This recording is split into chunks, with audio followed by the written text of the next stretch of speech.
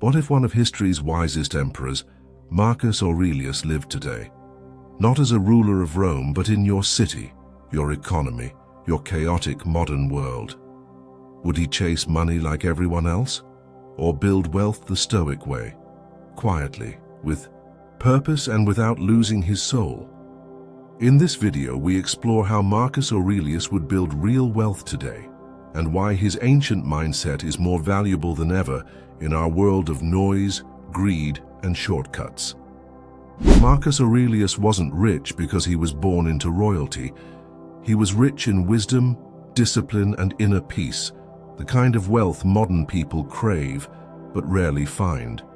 And if he lived today, he'd be wealthy, yes, but in a way that's deeply intentional, ethical, free. Let's break down exactly how Marcus Aurelius would approach wealth in the 21st century. Number 1, he would define wealth internally, not externally. If Marcus Aurelius were alive today, he wouldn't be fooled by the illusion of luxury plastered across Instagram. The yachts, the designer suits, the private jets, they wouldn't move him. Because to Marcus, true wealth isn't measured by what's in your bank account, but by what's in your mind. He would look at a man who owns nothing yet walks with peace, presence, and purpose, and call him rich. Why? Because the man who needs nothing is the man no one can control. That's real power.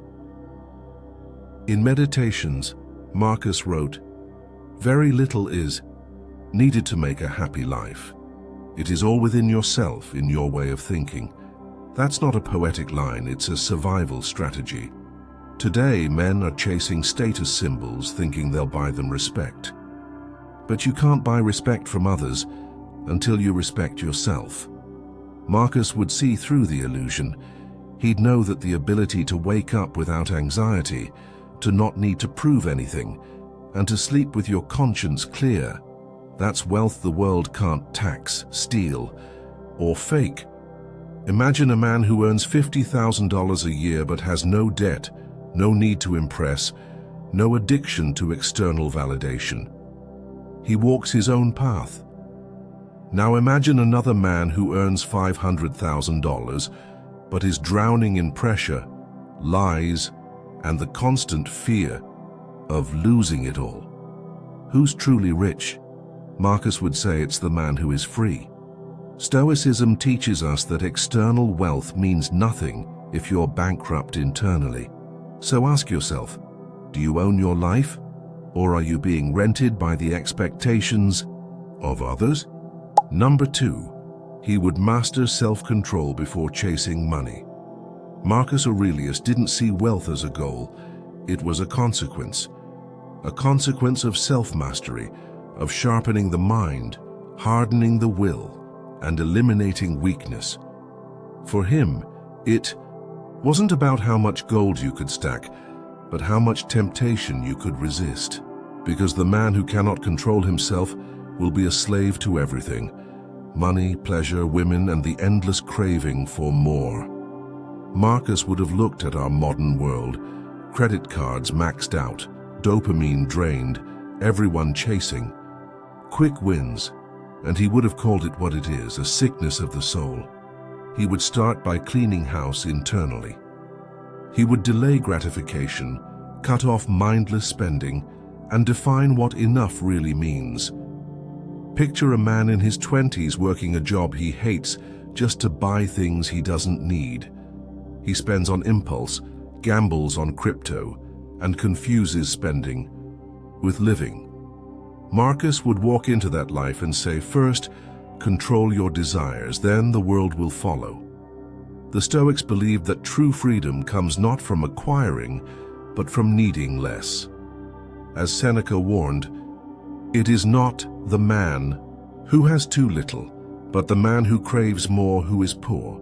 Real wealth starts with clarity, and clarity comes from discipline. So Marcus wouldn't chase money until he conquered himself. He'd silence the noise, reject the flex culture, and sit in the fire of restraint. He'd understand that every dollar made without control is a dollar that owns you. A man who earns $10,000 with discipline has more power than the man who earns $100,000 with chaos in his mind. Because it's not what you make, it's what you master. Marcus Aurelius ruled an empire, but the real battle he fought daily was over his impulses, and he won. That's why he was rich in something far rarer than gold: peace of mind. Number 3. He would invest in wisdom, not just assets. If Marcus Aurelius were alive today, you wouldn't find him obsessively tracking crypto charts or chasing hype on finance YouTube channels. He wouldn't be swayed by flashy influencers promising quick wealth or passive income hacks. Instead, he'd be in the quiet corners of a library or sitting across from a wise mentor, absorbing ideas that have stood the test of time. Because Marcus understood something most modern men forget: true wealth begins in the mind. Wisdom is the foundation upon which every lasting success is built. You can earn millions and still be a slave to fear, greed, or poor judgment. But when you invest in wisdom, when you cultivate clarity, reason, and perspective, you don't just grow rich, but you grow powerful. Real life isn't about how fast you can flip a stock. It's about how deeply you understand the game you're playing. A man might get lucky in business once, but without inner discipline and knowledge, he'll lose it just as fast. Take two men.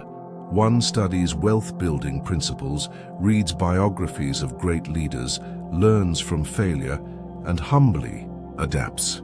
The other follows trends, copies others, and panics when the market turns. One is a student of wisdom. The other is just gambling. Stoics like Marcus understood this difference. He said, "The happiness of your life depends upon the quality of your thoughts." That's not just poetic, it's practical. Because when your thinking is sharp, your decisions are sharp. And sharp decisions build empires. There's nothing wrong with building wealth. But for a Stoic, wealth is a tool, not an idol. You don't let it define you, you learn how to wield it. Marcus would have studied economics like a philosopher, not a hustler. He would have asked, what's sustainable?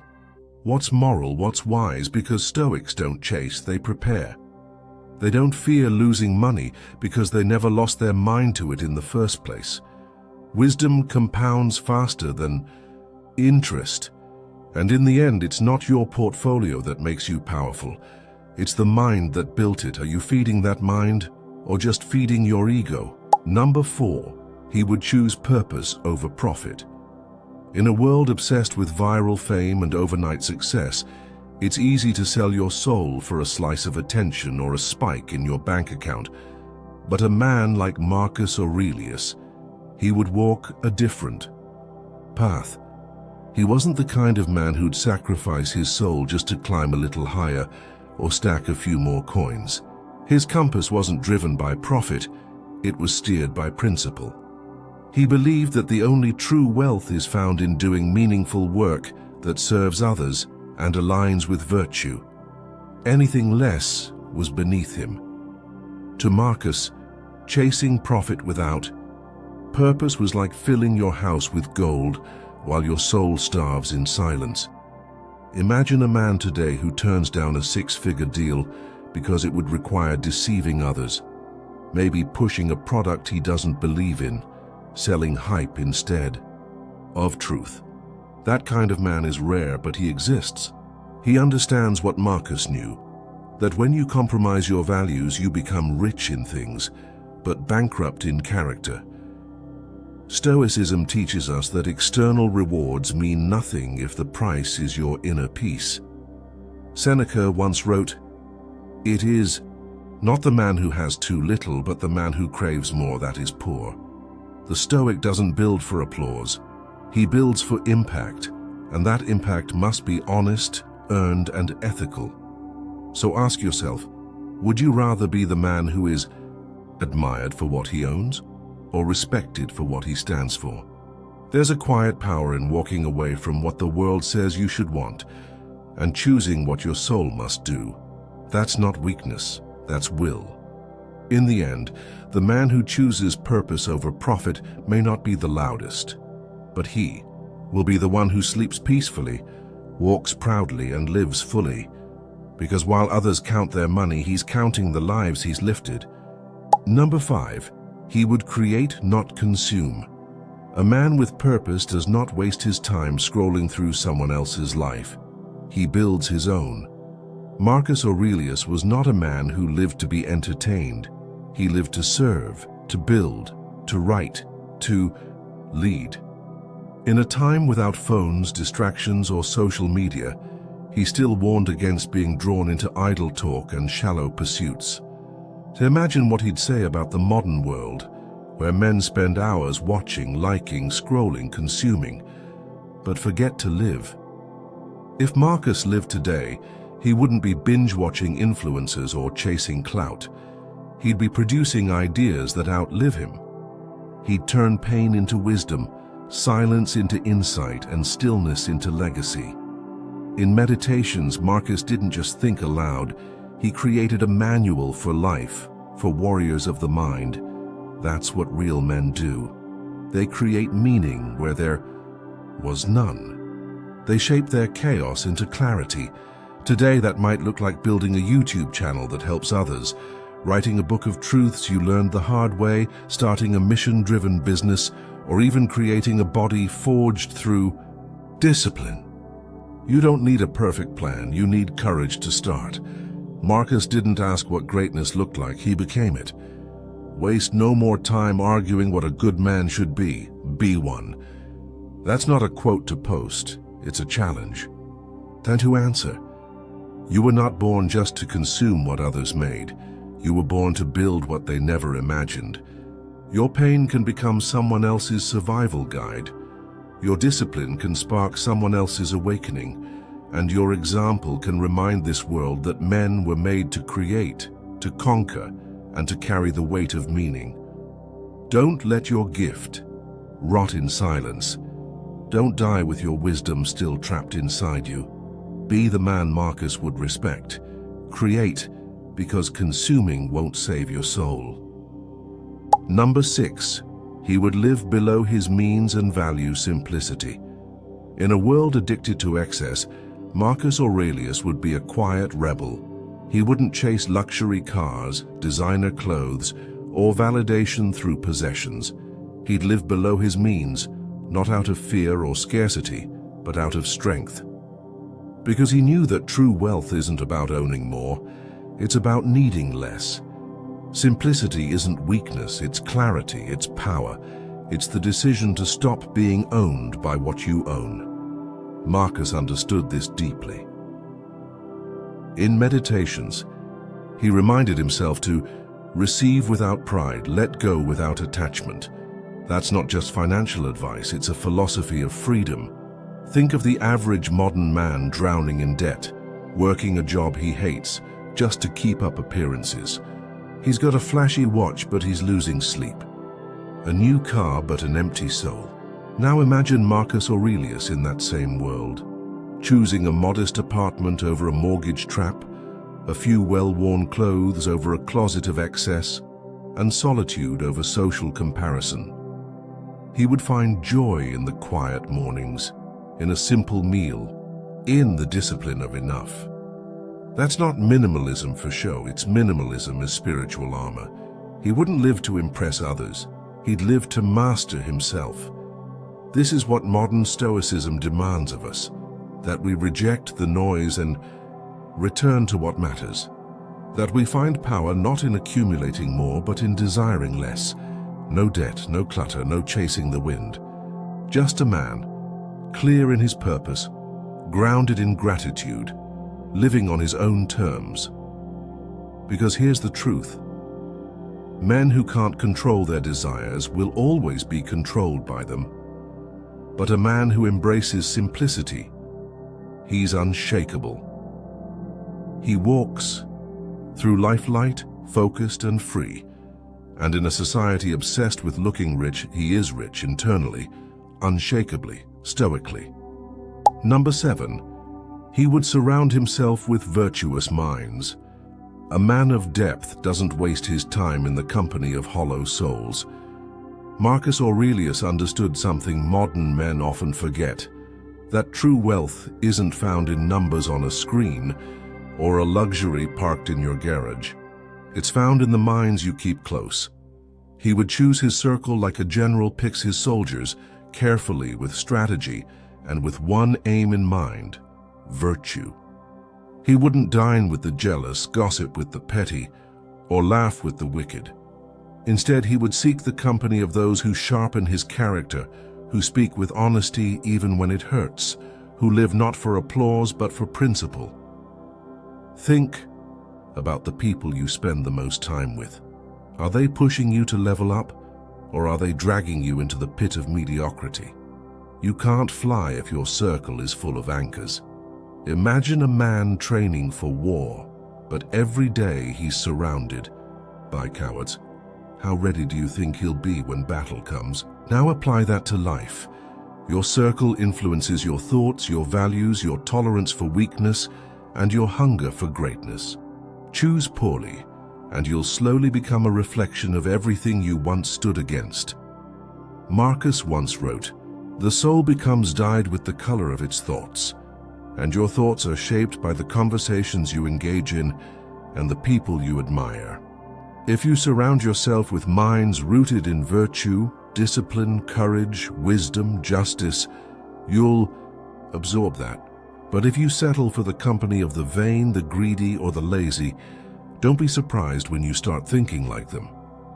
A Stoic man doesn't just guard his time, he guards his tribe, because he knows your future isn't written in the stars.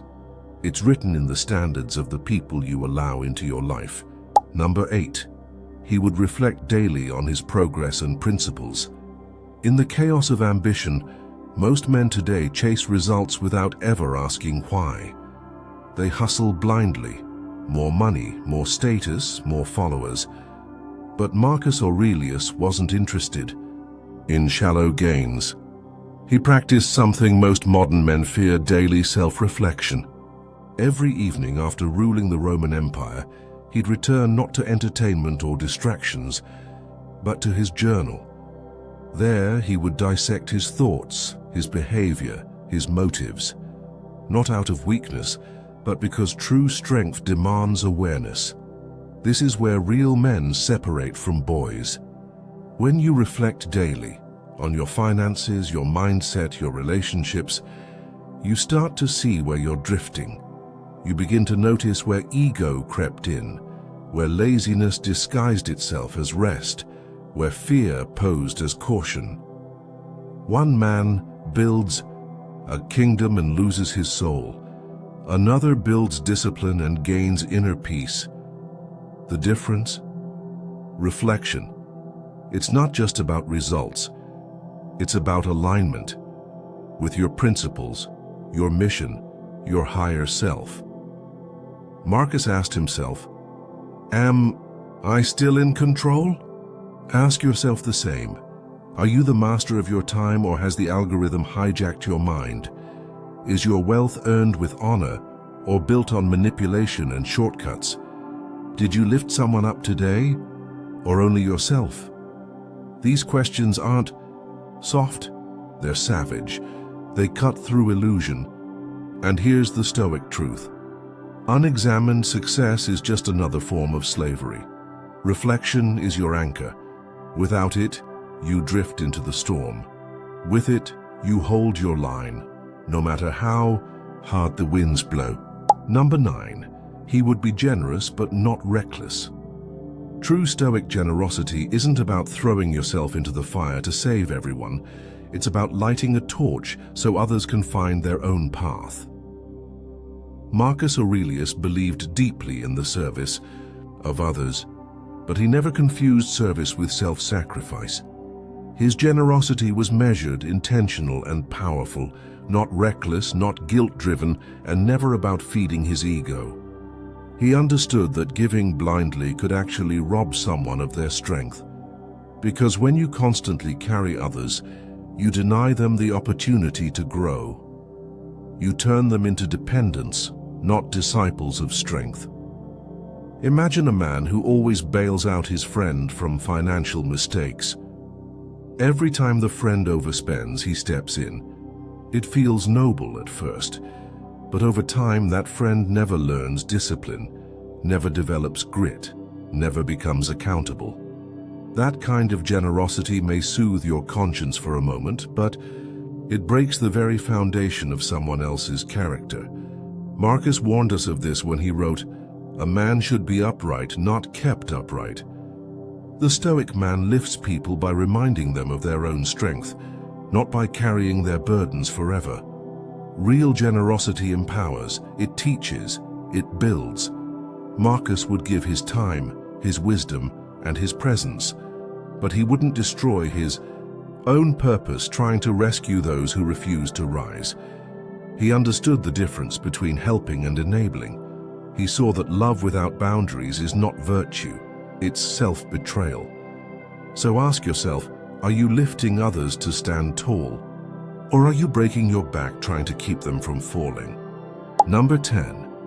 He would accept loss without losing himself. Every man chasing greatness will face moments when the world feels like it's crumbling beneath his feet. The business deal falls through, the investment tanks, the money dries up, the people you trusted vanish when the accounts run dry. It's easy to feel like your worth is tied to your net worth. But a Stoic doesn't just play the wealth game. He masters himself so completely that no loss can strip him of who he is. Marcus Aurelius didn't just speak about detachment from wealth, he lived it. As Emperor of Rome, he could have indulged in luxury, but instead, he trained his mind for hardship. His philosophy was simple but brutal. Prepare yourself for everything to be taken. That doesn't mean you expect failure. It means you make yourself strong enough to outlast it. So when the storm comes, you don't beg the sky to stop raining. You become the damn mountain that doesn't move. A man who's anchored in values, not valuables. This is the difference between a man who has money and a man who is money. One is terrified of loss. The other is so grounded in character, discipline, and purpose that you could strip away everything, and he'd still walk forward. That's the Stoic advantage. That's real wealth. As Marcus said, you could leave life right now. Let that determine what you do and say and think. Because when you accept that everything external is temporary, you stop fearing the crash and start building the kind of man who never breaks. Conclusion. Marcus Aurelius wouldn't just build wealth, he'd build a life worth living, one where money served him, not the other way around, one where peace, virtue, and purpose came first, and profits followed naturally. In 2025, that mindset is rare, but if you adopt it, you'll build more than money. You'll build strength, freedom, and legacy. If this video resonated with you, comment below. Wealth is the byproduct of virtue. Let's bring ancient wisdom to modern money. Subscribe to Stoic 95 for more life-changing, Stoic insights on power, peace, and self-mastery. And remember, the richest man is not the one with the most, but the one who needs the least.